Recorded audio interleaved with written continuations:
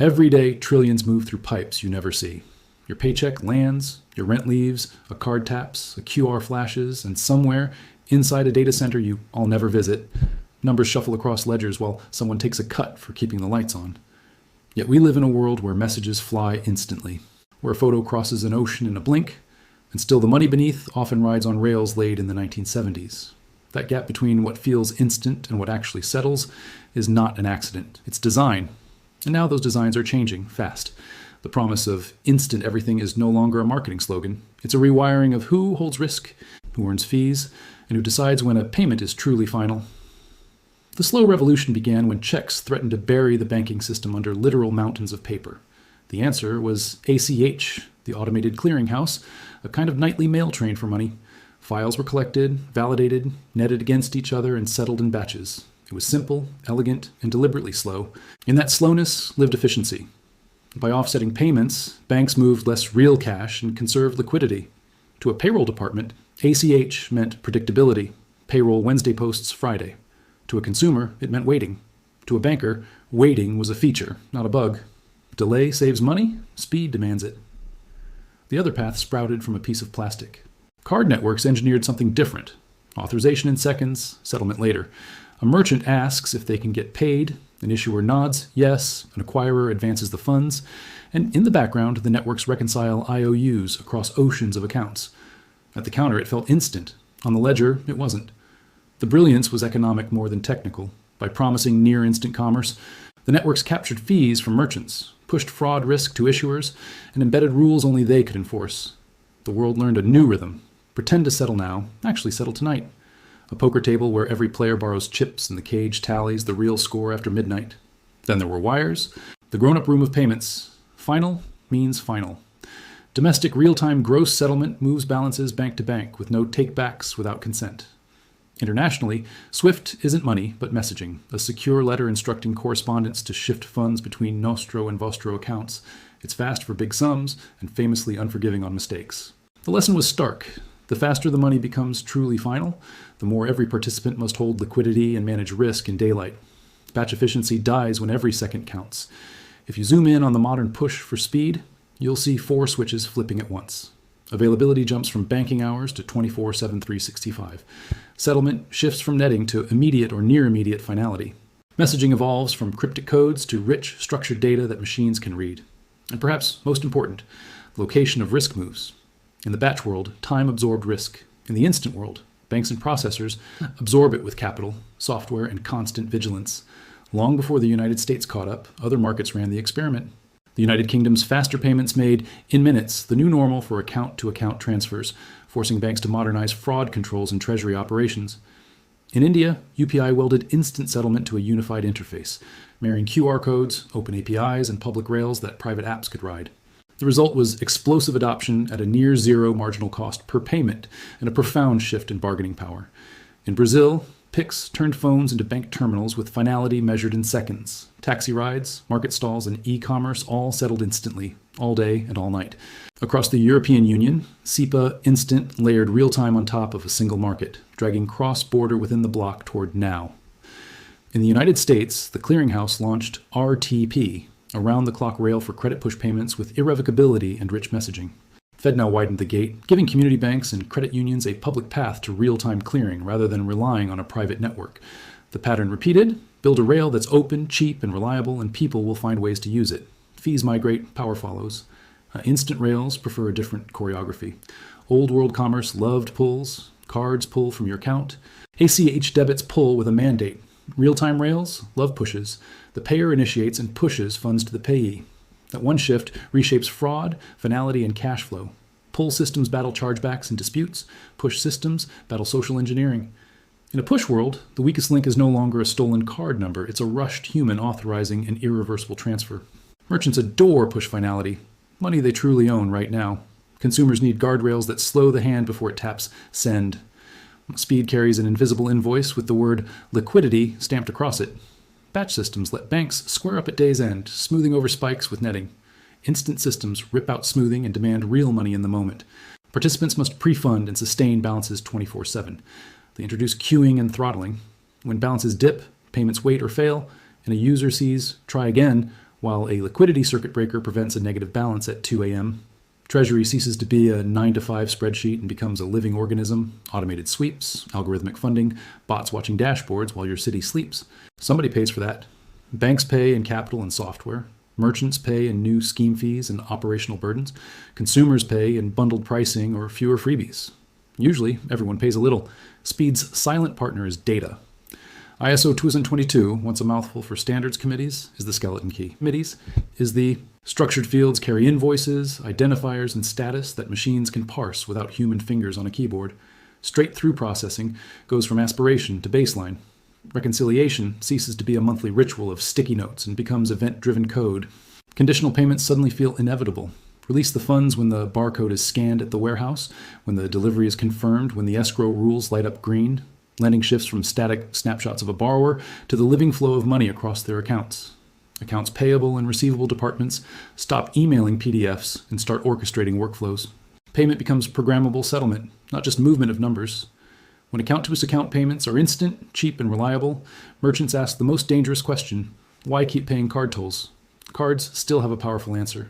They offer global acceptance, built-in consumer protections, rewards programs that humans irrationally love, and an embedded line of credit masquerading as a payment method. But account-to-account wins on cost, speed to cash, and data. Refunds and disputes don't disappear. They move from network rules to product design challenges. The most likely future is hybrid, pay-by-bank buttons at checkout next to cards, routing engines that evaluate every transaction and pick the cheapest rail in real time, wallets that make the rail invisible, the way cloud providers make servers disappear. On screen, it's just a slick pay button. Underneath, a router quietly decides which railroad earns its fee today. Speed has a dark reflection. If deposits arrive instantly, withdrawals can leave the same way. Confidence can evaporate at the speed of a group chat. In a world where money moves as fast as rumor, digital runs become a bigger part of the risk model. Systems respond with speed bumps, circuit breakers, transfer limits, risk scoring that throttle suspicious bursts. But there's a fine line. Make it too hard to move money and users revolt. Make it too easy and institutions must accept a velocity they can't easily hedge. Instant democratizes convenience and, in the worst moments, panic. For builders, instant rails are oxygen. Banking as a service lets startups plug into compliance and core systems via APIs. The effort that once required a banking license in a decade now ships as a sprint. But gravity is real. The app that controls the user experience controls the flow no matter whose rail carries the funds. Even on public rails, private platforms levy rents at the edge. Identity verification, fraud guarantees, discovery, and distribution. Meanwhile, when payments become critical infrastructure operating 24/7, governments pay attention. Open access and consumer protections collide with the realities of risk and surveillance.